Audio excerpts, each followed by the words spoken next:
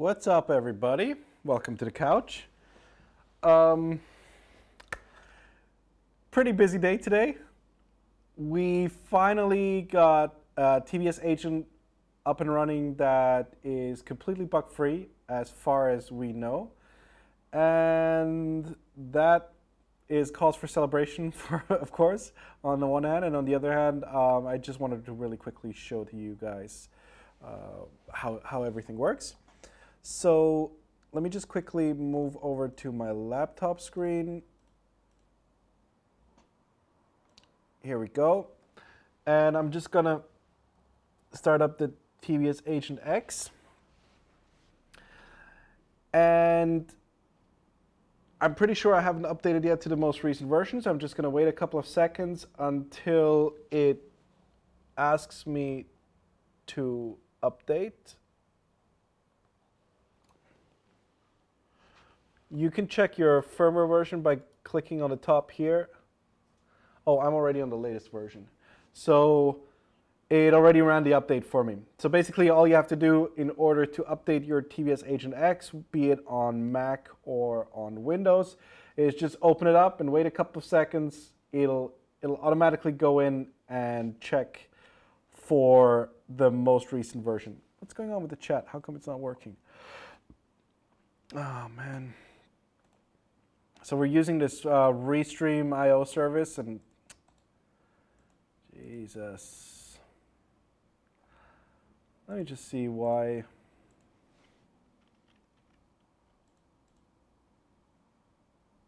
It's not updating.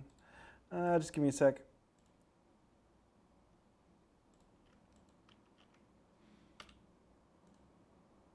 All right, turned it off.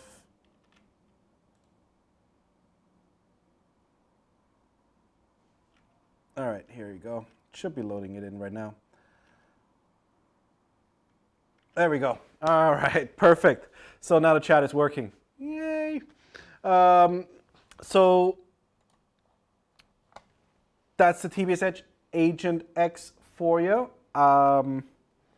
Ironically, I prepared everything except for some TBS products to update. So if anybody in the office is watching this right now, please bring me some products to update. In the meantime, I've got a couple of other things to show you.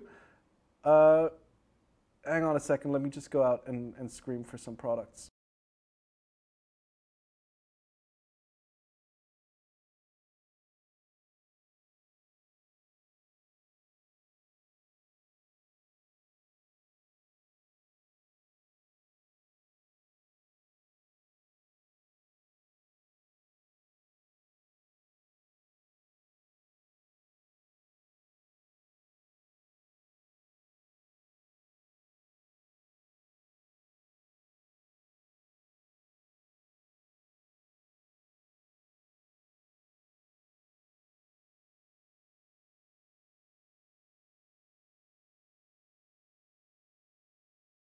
There we go. Back in action. Sorry about this. So I brought a Tango here, and we're going to update it. Power it off first, of course, and just plug in the USB.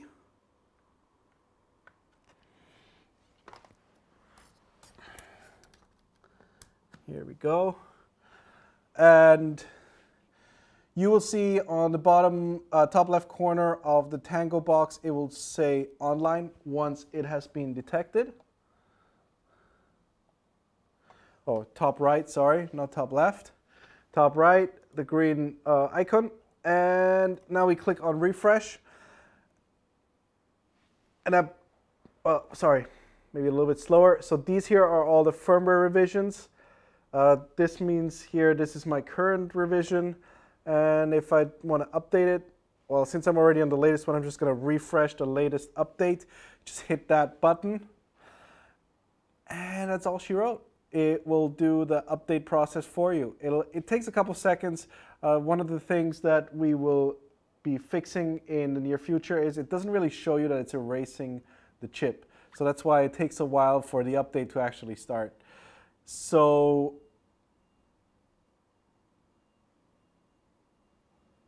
.2.0.7 is out for the Mac.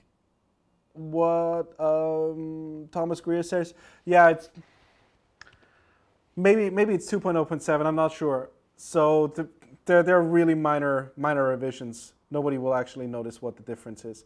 So as the update is running through, as you can see here, maybe let me just quickly walk through it. It's first of all, it's preparing the device and it's flashing it. Then it's booting up the device, and then it's making sure that everything is correct.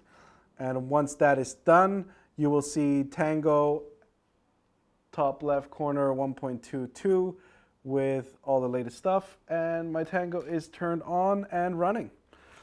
Let's try something else. TBS Agent, for example. TBS Crossfire with the TBS Agent.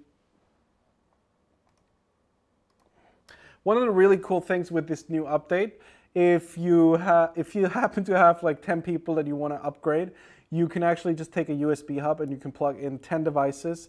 Just go in, click update, then hit the back button and update the others as well. So you can consecutively update devices. So this here's a TBS Crossfire. Again, you can do all the settings that you can do in the menu, and you can click on firmware update. Again, I'm on the latest version because that's how I roll, and you just update it like that. The TBS Crossfire update will take a little bit longer because it is going to flash all the receiver firmware as well, so that you can have the OTA firmware upgrades. Jeff, if you're having problems with it updating itself, we are working on this so that you can push a button, but just uninstall it and download it again from the website. That will fix it for sure. Thomas Duracker, if you cannot see which firmware version it has, you have an old version. The firmware version display was shown since 2.0.3.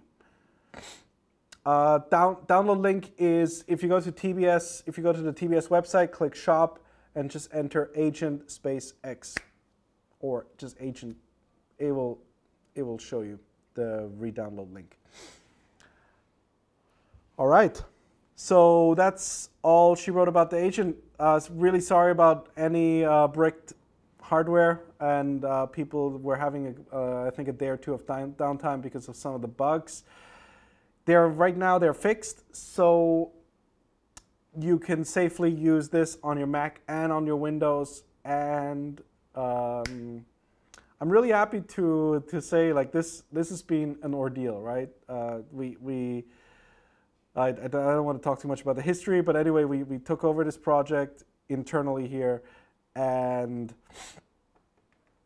yeah, it's been tough wading through the code and figuring out the bugs.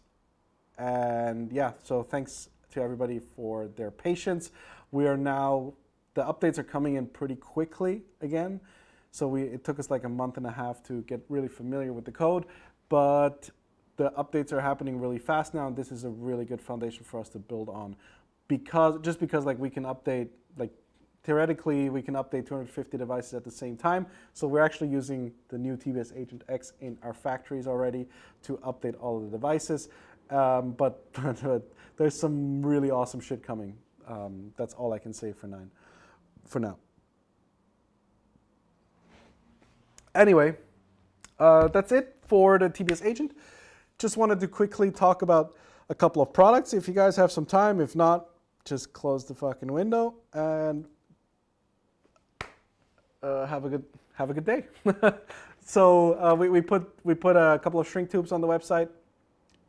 This is like a collection, a full set of pretty much all the shrink tubes you need in a couple of different colors. Yeah, pretty sweet. This, I'm not sure if it's available yet. The Ethics Prop Organizer bag. This is a really sweet product. This is $10. 3 bags. One for your clockwise, one for your counterclockwise. Sorry, counterclockwise is transparent, clockwise is green, and in the middle we have a dead props bag because everybody hates that fucking guy that leaves broken props in the park, right? So I know we all do. Like when I show up, anyway, I don't want to put anybody on blast, but sometimes it's pretty annoying because you want to come back to that park, and you can kind of understand the park wardens if they're pissed off about, you know, it's not really about the drones. Like, yeah, we already make a little bit of noise, but then when we leave trash around, no, not that cool. So the Mr. Steel developed this product together with Newbie Drones. So shout out to Newbie Drones. The Ethics Prop Organizer right now in stock. Dealers will be having this pretty soon. This is like, they're still warm. That's how fresh they are, right? How many props can fit? I would say probably a good month's amount of props, like 20, 30 props easily. Mr. Steel doesn't break that many props, so he probably only carries like 5 each, but it fits a fair amount. And you know, it can spread, right? Like the more props you add, the wider it gets. So it's only very loosely, attached on the top here. And the material is super strong plastic, so the props aren't gonna puncture through it. Anyway, really love this thing. This is really awesome. Ethics Prop Organizer. Then we've got, well, this prop wrench with the one-way bearing from Spedix. Just added that to our store because we can.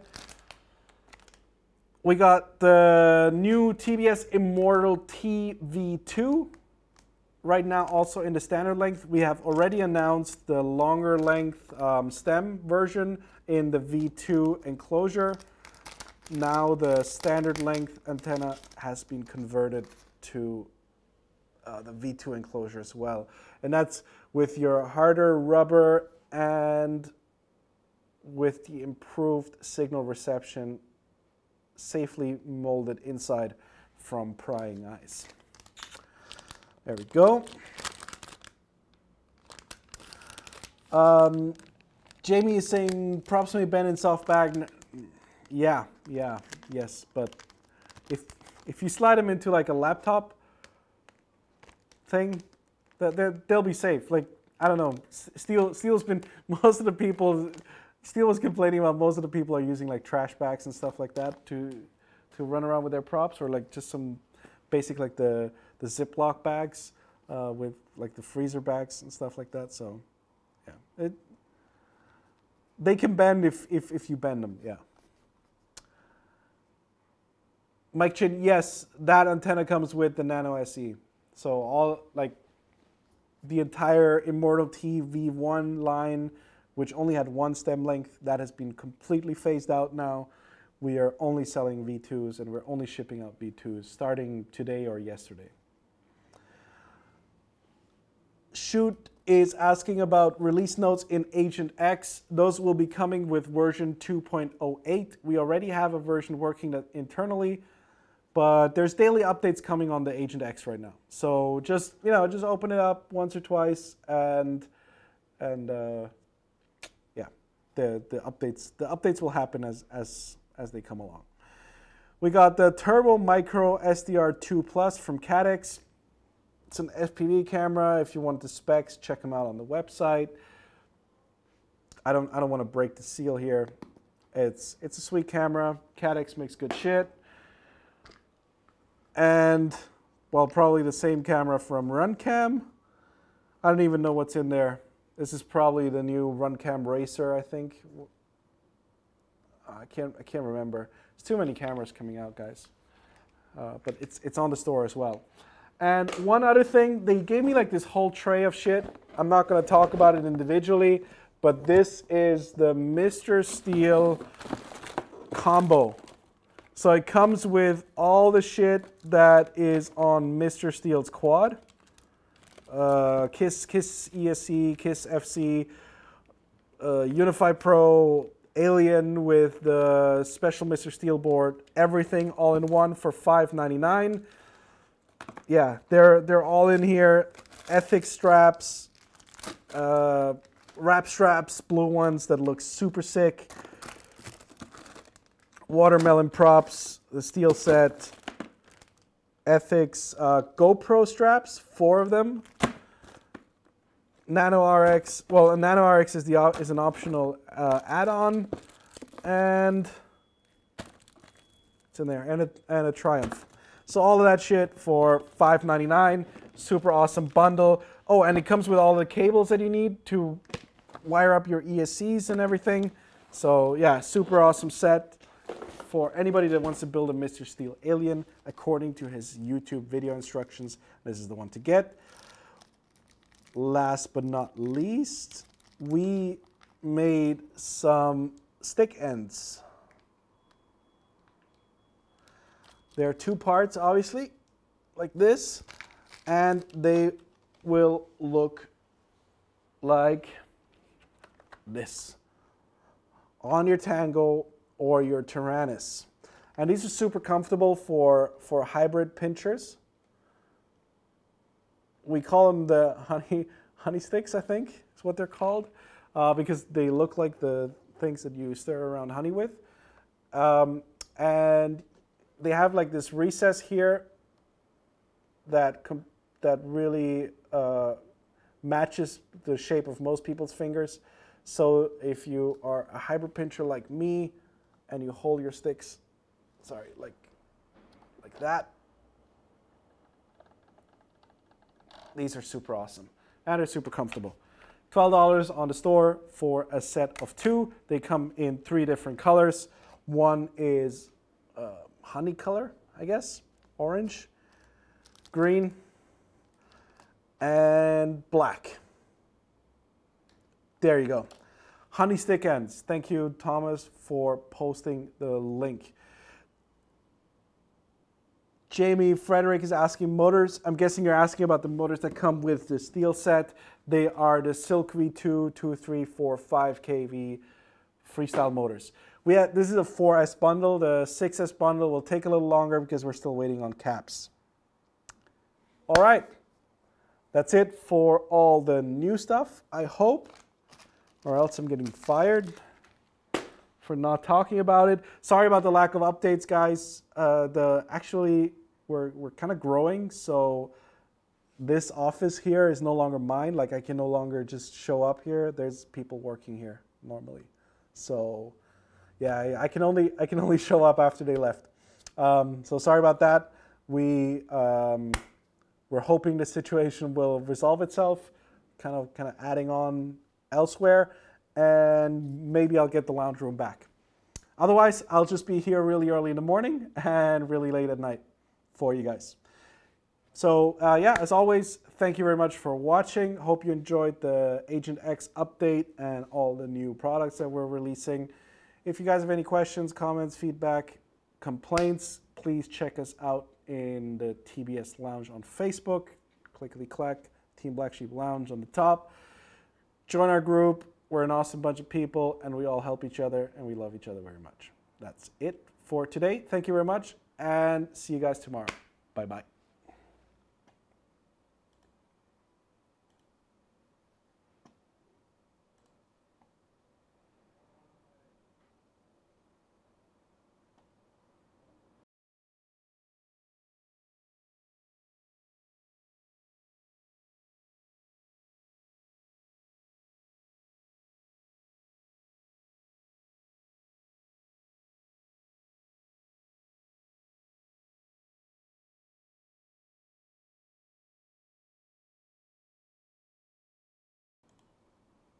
All right, now that everybody's left, let's do a leakage.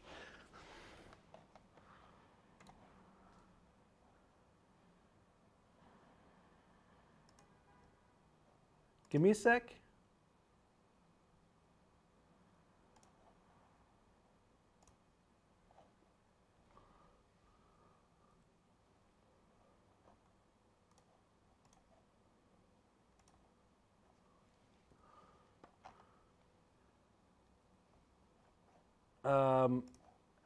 So there's a video dropping, and it's dropping in an hour and a half, all right?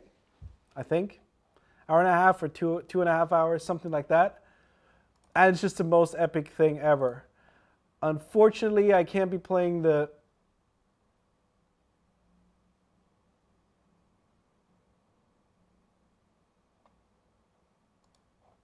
can be playing the music, I think.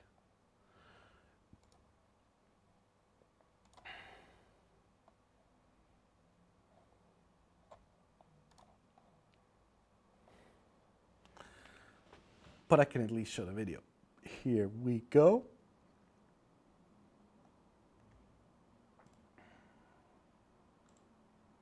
All right, so this here is a collaboration between Oblivion Aerials, a good friend of mine, Damiano from Switzerland, Dedicam, they're awesome, like movie pilots, and Team Black Sheep, and a couple of other entities with Flarm and stuff. So they have a real plane chasing to comply with the VLOS regulations. That's how it's done in Switzerland. Like if you want to fly beyond visual line of sight legally, you have to have a chase plane. And the plan was to deliver a bag of envelopes across the Alps. All right.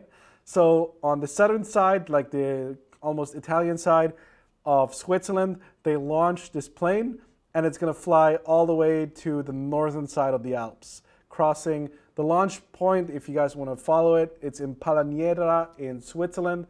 And it's going to go all the way to Engelberg in Switzerland.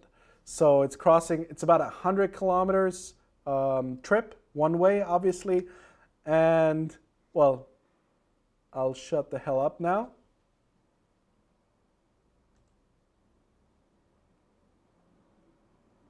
And just let you enjoy the show, because this is fucking awesome.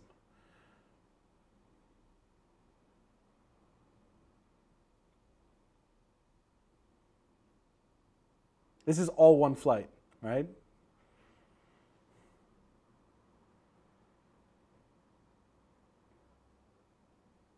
Yeah, that's that's sending it.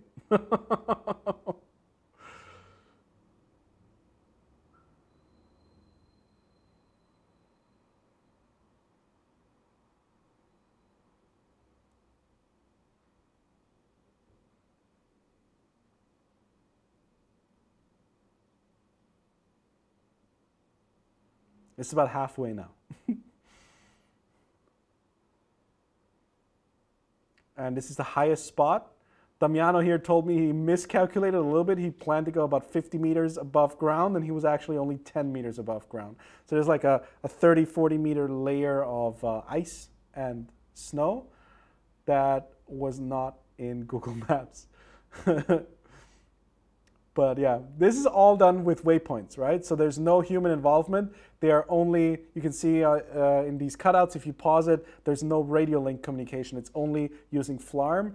The real airplane is only using FLARM to chase the drone. So this is not a drone chasing a real plane. This is a real plane chasing a drone. And yeah, here's the landing. The shots here provided by Dedicam. Remo is doing the landing. So the takeoff and landing was done manually. And I think about an hour or 2 hours later, it landed on the other side of the Alps, and it took out the envelopes. This is actually like real airmail, right? So that was like the kind of the underlying theme of the video. They took the envelopes and brought it to the post office, and they had to stamp the arrival of the airfare. And in the end, there's like all the stats and everything is listed. Flight was 1 hour, 15 minutes. Average speed, 77 kilometers per hour, which is about 50 miles an hour. We used Pixhawk and PX4. The total airframe weight was 5.4 kilos. And yeah, that's pretty much all there is to it. That whole video will be coming out in about an hour and a half or 2 hours. I strongly urge you to watch it. Please share it out. It was a lot of work to get this done. So big shout out to Damiano for following through and really like kind of blowing my mind, to be honest. So yeah, I've got my own caipirinha being built right now. Hang on, let me see if I can show you this real quick.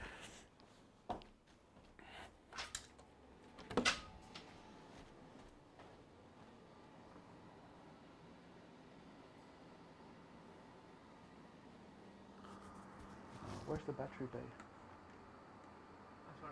The battery bay with the battery inside? It's not here?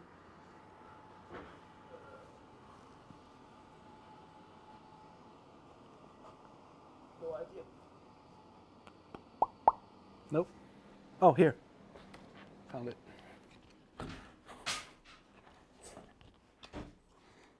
Here we go. Sorry about that. So this is my 1300 milliamp 4S pack, weighs 1.2 kilos. 2100 amp hours are in there. So this is 24 times 3500 on 4S. And I modified my caipirinha. So instead of using plywood on the sides, I used a 3mm carbon fiber so that the sideway panel, so that the 18650s can fit into the battery panel sideways. Like this. Boom. Completely full. Now, the hatch doesn't close anymore. So we redesigned the hatch, which I'm 3D printing right now. It's taking another 7 or 8 hours for it to get 3D printed. So by tomorrow, we'll have a new hatch cover that's 3D printed that will fit with this.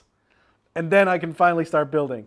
So we're going to build an PX4 or whatever it's called drone, Caipirinha 2, that will theoretically be capable of doing 200 kilometers or 130 miles in one way.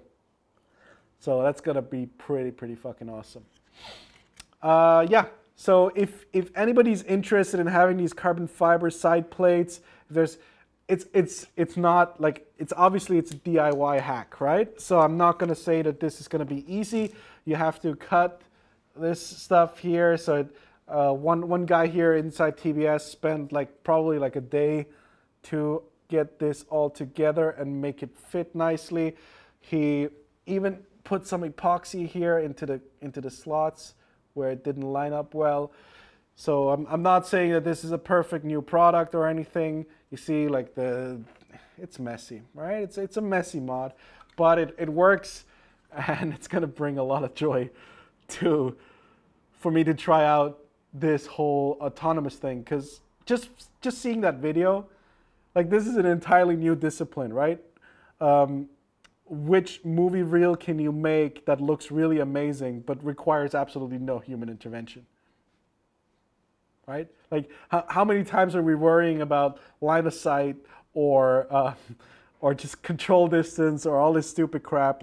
Oh no, I got to drive there so that I can get this shot. I got to drive there so I can get this shot. No, now you can just program one flight path and you just get all the shots and land, and you're done, and you get to smoke a joint after. Boom, that's fucking sweet. All right, that was the little appendix to the couch. I hope most of the people that weren't supposed to see this didn't see this. All right, I got some questions here. Andy Heine is asking, where can I buy the carbon fiber side plates? You can't order them yet. I'm thinking about putting them online as a product to order. Let me know. Is there an interest for them? I can probably have 10, 20 sets made. Let me know. Send me a message, open up a thread on the lounge. Get us, if you need something from TBS, just ask us, right? That's how it works. Jared Smith, you can't watch that video yet. That was a leak. The video will be live in about an hour or two. So if you missed it, just either scroll back on this event here or wait for it. You still need a main spar with that carbon side plate? Yes, of course, Christopher. You still need the carbon. You still need the main spar, but that's all the same. So you order a Kaipi PNP, you order the side plates, and you order another wooden set of Yeah, I guess that's what it's called, and you just build it like this, and then you throw away or you use it later. You use the main or the proper wooden part later. How can I control Smart Audio 2.1 on the new Unify Race? Ashlef is asking. So Betaflight does not officially support it yet. I think they're working on it. Yes, they are working on it. I just don't know when it's going to be released. In the meantime, if you have a Crossfire 2.1 Smart audio is already supported. Update your Crossfire transmitter and subsequently the receiver to 2.88 and it will work.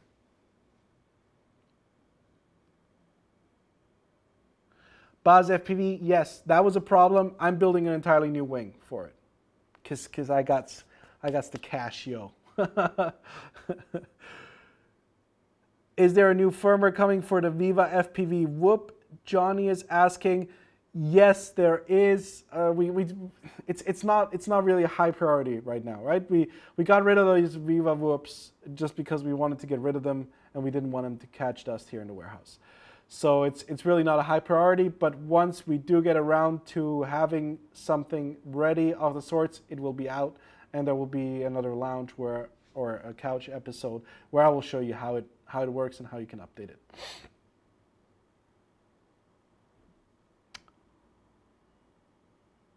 Oh, Christopher, yeah. Thank you. Thank you very much. Is VTX on and off possible through the Lua? Ashley, yes, it will be possible through the Lua, but again, this does not depend on us, right? This depends on the OpenTX team and the Lua updates.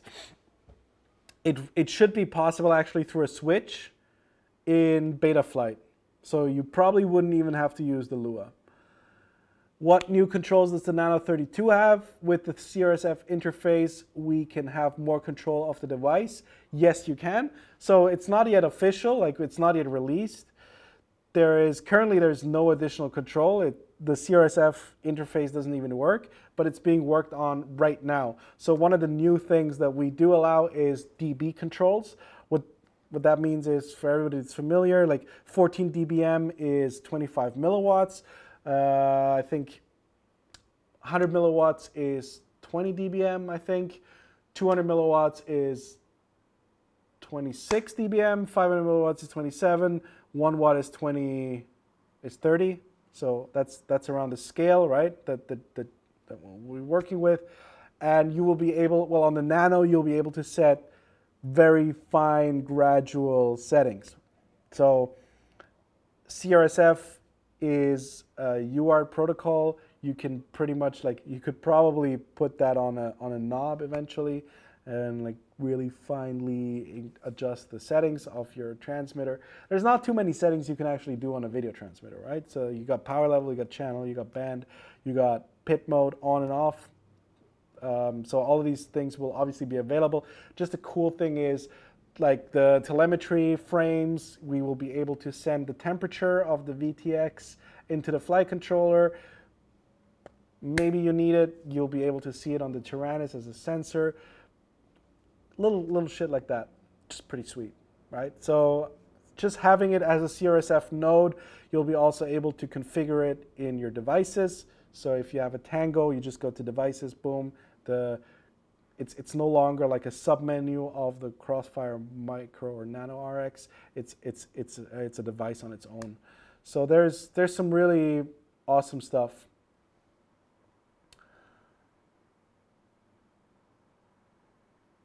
If the VTX is directly hooked up to Crossfire, you will be able to enable and disable the power without even updating the remote. The guy on the couch told you wrong.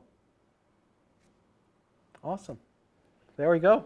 Thank you very much, Remo. That just shows how little I know, right? Like, I'm just the fucking face, the nameless idiot, or the named idiot with all the nameless awesome people that are working in the background. They're doing all the hard work.